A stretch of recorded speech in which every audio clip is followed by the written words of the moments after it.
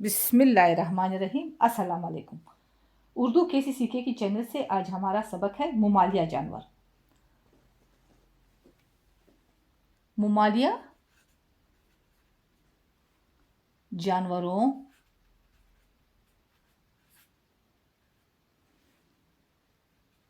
میں وہ تمام جانور آتے ہیں جو بچے پیدا کرتے ہیں اور اپنے بچوں کو دودھ پلاتے ہیں، جس میں پالتو جانور اور جنگلی جانور شامل ہیں، مگر پرندوں میں ایک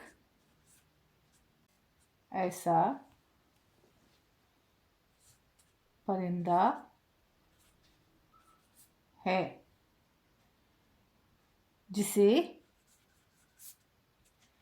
چمگادڑ کہتے ہیں، لیکن اللہ تعالی کی قدرت سے یہ پرندہ بن کر بچوں کو جنم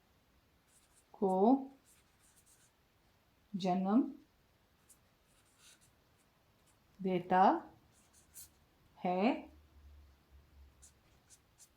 اور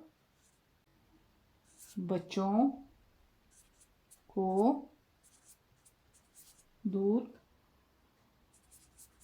بھی پلاتا ہے۔ یہ پرندہ ممالیہ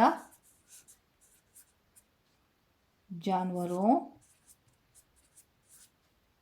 میں شامل ہے۔